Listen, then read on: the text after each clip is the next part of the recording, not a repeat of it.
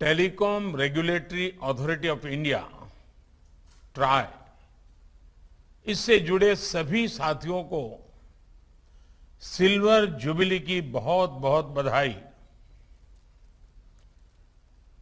ये सुखद संयोग है कि आज आपकी संस्था ने 25 साल पूरे किए हैं। तब देश आजादी के अमृत काल में अगले 25 वर्षों के रोड मैप पर काम कर रहा है, नए लक्ष्य तय कर रहा है। थोड़ी देर पहले मुझे देश को अपना खुद से निर्मित 5G टेस्ट बेड राष्ट्र को समर्पित करने का अवसर मिला है। ये टेलीकॉम सेक्टर में क्रिटिकल और आधुनिक टेक्नोलॉजी की आत्मनिर्भरता की दिशा में एक अहम कदम है। मैं इस प्रोजेक्ट से जुड़े सभी साथियों को, हमारे IITs को बहुत बहुत बधाई देता हूं। साथ ही मैं देश के युवा साथियों को, रिसर्चर्स और कंपनीज को आमंत्रित करता हूं कि वो उस टेस्टिंग फैसिलिटी का उपयोग 5G टेक्नोलॉजी के निर्माण के लिए करें। विशेष रूप से हमारे स्टार्टअप्स के लिए अपने प्रोडक्ट टेस्ट करने का ये बहुत बड़ा अवसर है।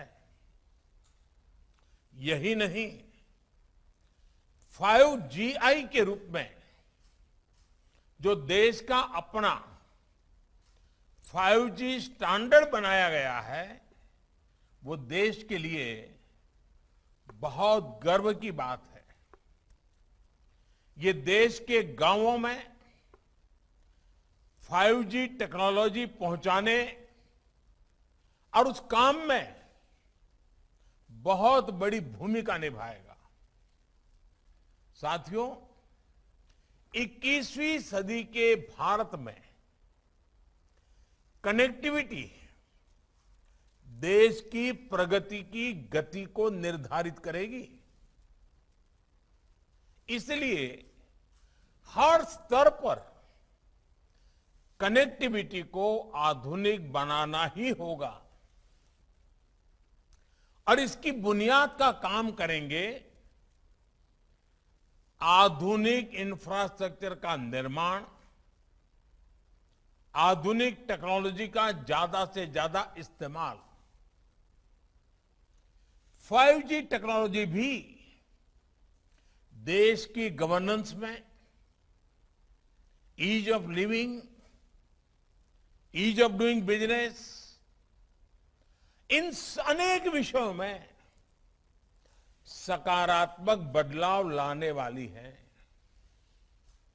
इससे खेती, स्वास्थ्य, शिक्षा, इंफ्रास्ट्रक्चर और लॉजिस्टिक्स, हर सेक्टर में ग्रोथ को बल मिलेगा। इससे सुविधा भी बढ़ेगी और रोजगार के भी नए अवसर बनेंगे। अनुमान है कि आने वाले 1.5 दशक में 5G से भारत की अर्थव्यवस्था में $450 बिलियन का योगदान होने वाला है। यानी ये सिर्फ इंटरनेट की गति नहीं, बल्कि प्रगति और एम्प्लॉयमेंट जनरेशन की गति को भी बढ़ाने वाला है। इसलिए 5G तेजी से रोल आउट हो, इसके लिए सरकार और इंडस्ट्री दोनों को कलेक्टिव एफर्ट्स की जरूरत है। इस दशक के अंत तक हम 6G सर्विस भी लॉन्च कर पाए, इसके लिए भी हमारी टास्क फोर्स काम करना शुरू कर चुकी है। साथियों, हमारा प्रयास है कि टेलीकॉम सेक्टर और 5G टेक्नोलॉजी में हमारे स्टार्टअप्स तेजी से तैयार हो, ग्लोबल चैंपियन बने।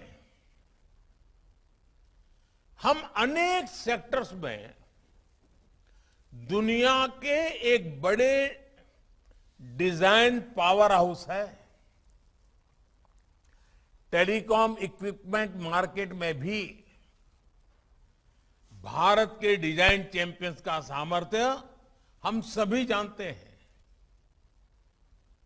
अब इसके लिए जरूरी R&D इंफ्रास्ट्रक्चर और प्रक्रियाओं को आसान बनाने पर हमारा विशेष फोकस है और इसमें आप सबकी भी बहुत बड़ी भूमिका है। साथियों, आत्मनिर्भरता और स्वस्थ स्पर्धा कैसे समाज में, अर्थव्यवस्था में मल्टीप्लायर इफेक्ट पैदा करती है, इसका एक बेहतरीन उदाहरण हम सब गर्व से कह सकते हैं, हमारा टेलीकॉम सेक्टर है। हम जरा पुरानी तरफ नजर करें, 2G का काल, 2G का काल यानी निराशा, हताशा, करप्शन, पॉलिसी पैरालिसिस,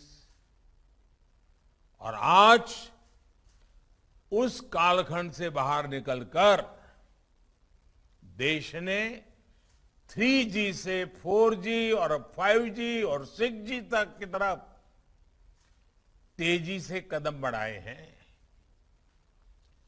ये ट्रांजिशन बहुत स्मूथली,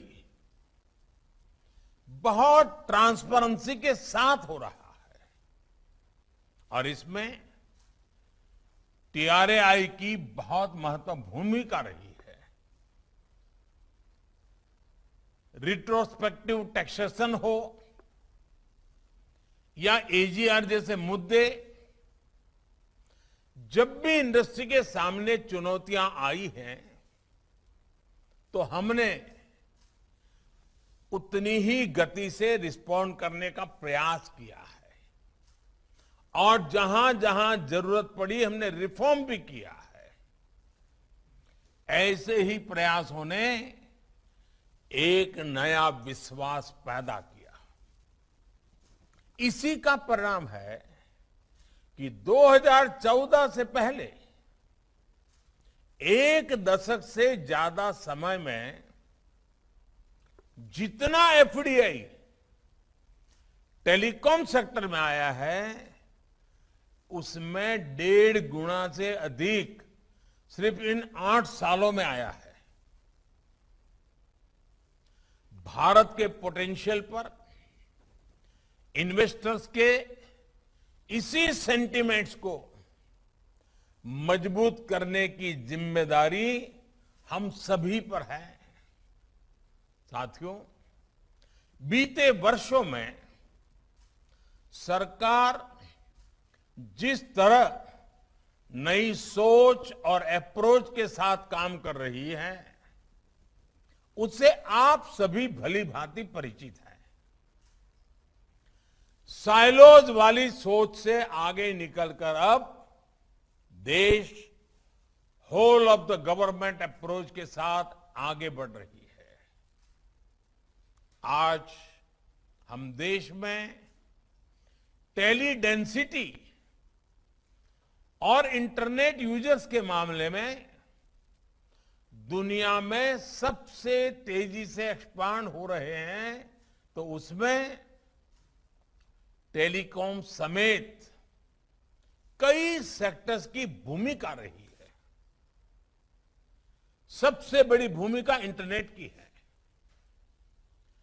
2014 में जब हम आए तो हमने सबका साथ सबका विकास और इसके लिए टेक्नोलॉजी के व्यापक उपयोग को अपनी प्राथमिकता बनाया। इसके लिए सबसे जरूरी ये था कि देश के करोड़ों लोग आपस में जुड़े, सरकार से भी जुड़े, सरकार की भी सभी इकाइयां, चाहे केंद्र हो, राज्य हो, स्थानीय स्वराज संस्थाएं हो, वे भी एक प्रकार से एक ऑर्गेनिक इकाई बन करके आगे बढ़े, आसानी से कम खर्च में जुड़े, बिना करप्शन के सरकारी सेवाओं का लाभ ले सकें। इसलिए हमने जनधन, आधार, मोबाइल की ट्रिनिटी को डायरेक्ट गवर्नेंस का माध्यम बनाना तय किया। मोबाइल गरीब से गरीब परिवार की भी पहुंच में हो, इसके लिए हमने देश में ही मोबाइल फोन की मैन्युफैक्चरिंग पर बल दिया। परिणाम यह हुआ कि मोबाइल मैन्युफैक्चरिंग यूनिट्स 2 से बढ़कर 200 से अधिक हो गई। आज भारत दुनिया का सबसे बड़ा मोबाइल फोन मैन्युफैक्चरर है और जहां हम अपनी जरूरत के लिए फोन इंपोर्ट करते थे, आज हम मोबाइल एक्सपोर्ट के नए रिकॉर्ड बना रहे हैं। साथियों, मोबाइल कनेक्टिविटी बढ़ाने के लिए जरूरी था कि कॉल और डेटा महंगा ना हो। इसलिए टेलीकॉम मार्केट में हेल्दी कंपटीशन को हमने प्रोत्साहन किया। इसी का परिणाम है कि आज हम दुनिया के सबसे सस्ता डेटा प्रोवाइडर्स में से एक है। आज भारत देश के हर गांव तक ऑप्टिकल फाइबर से जोड़ने में जुटा है। आपको भी पता है कि 2014 से पहले भारत में 100 100 ग्राम पंचायतें भी ऑप्टिकल फाइबर कनेक्टिविटी से नहीं जुड़ी थी। आज हम करीब 2.25 लाख ग्राम पंचायतों तक ब्रॉडबैंड कनेक्टिविटी पहुंचा चुके हैं। कुछ समय पहले ही सरकार ने देश के नक्सल प्रभावित अनेक जनजातीय जिलों में भी 4G कनेक्टिविटी पहुंचाने की बहुत बड़ी योजना को स्वीकृति किया है। ये 5G और 6G टेक्नोलॉजी के लिए भी अहम है और मोबाइल और इंटरनेट के दायरे का भी इससे विस्तार होगा। साथियों, फोन और इंटरनेट तक ज्यादा से ज्यादा भारतीयों की पहुंच ने भारत के एक बहुत बड़े पोटेंशियल को खोल लिया है। इसने देश में एक सशक्त डिजिटल इंफ्रास्ट्रक्चर की नींव रखी है। इसने देश में सर्विस की एक बहुत बड़ी डिमांड पैदा की है। इसका एक उदाहरण देश के कोने कोने में बनाए गए 4 लाख कॉमन सर्विस सेंटर्स हैं। इन कॉमन सर्विस सेंटर्स में आज सरकार की सैकड़ों सर्विसेज गांव के लोगों तक पहुंच रही हैं। ये कॉमन सर्विस सेंटर्स लाखों युवाओं को रोजगार का भी माध्यम बने हैं। मैं पिछले दिनों गुजरात में एक कार्यक्रम में गया था। वहां दाहोद जिला जो जनजातीय क्षेत्र है, आदिवासी विस्तार है, वहां का एक दिव्यांग कपल मिला मुझे। वो कॉमन सर्विस सेंटर चलाते हैं। उन्होंने कहा मैं दिव्यांग था तो मुझे ये थोड़ी मदद मिल गई और मैंने शुरू किया, और आज वो 28-30 हजार रुपया आदिवासी क्षेत्र के दूर दराज गांव में कॉमन सर्विस सेंटर से कमा रहे हैं। मतलब ये हुआ कि आदिवासी क्षेत्र के नागरिक भी ये सेवाएं क्या है, ये सेवाएं कैसे ली जाती है, ये सेवा कितनी सार्थक है, इसको भी जानते हैं। और एक दिव्यांग कपल वहां छोटे से गांव में लोगों की सेवा भी करता है, रोजी रोटी भी कमाता है। ये डिजिटल टेक्नोलॉजी किस प्रकार से बदलाव ला रही है। साथियों, हमारी सरकार टेक्नोलॉजी को निरंतर अपग्रेड करने के साथ साथ देश के डिलीवरी सिस्टम को भी लगातार सुधार रही है। इसने देश में सर्विस और मैन्युफैक्चरिंग दोनों से जुड़े स्टार्टअप इकोसिस्टम को बल दिया है। ये भारत को दुनिया का तीसरा सबसे बड़ा स्टार्टअप इकोसिस्टम बनाने के पीछे एक अहम कारण है।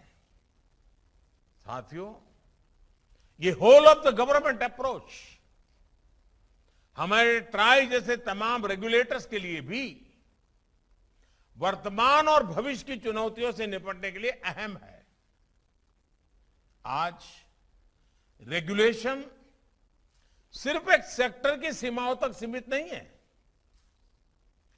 टेक्नोलॉजी अलग अलग सेक्टर्स को इंटरकनेक्ट कर रही है। इसलिए आज कोलैबोरेटिव रेगुलेशन की जरूरत हुई हर कोई स्वाभाविक रूप से अनुभव कर रहा है। इसके लिए जरूरी है कि तमाम रेगुलेटर्स साथ आए, कॉमन प्लेटफॉर्म तैयार करें और बेहतर तालमेल के साथ समाधान निकालें। मुझे पूरा विश्वास है कि इस कॉन्फ्रेंस से इस दिशा में महत्वपूर्ण समाधान निकल करके आएगा। आपको देश के टेलीकॉम कंज्यूमर्स के इंटरेस्ट की भी सुरक्षा करनी है और दुनिया के सबसे आकर्षक टेलीकॉम मार्केट की ग्रोथ को भी प्रोत्साहित करना है। TRAI की सिल्वर जुबिली कॉन्फ्रेंस हमारी आजादी के अमृतकाल की ग्रोथ को गति देने वाली हो, ऊर्जा देने वाली हो, नया विश्वास पैदा करने वाली हो, एक नई छलांग मारने के सपने देखने वाली हो और साकार करने के संकल्पों वाली हो। इसी कामना के साथ आप सभी का बहुत बहुत आभार। आप सबको अनेक अनेक शुभकामनाएं। बहुत बहुत धन्यवाद।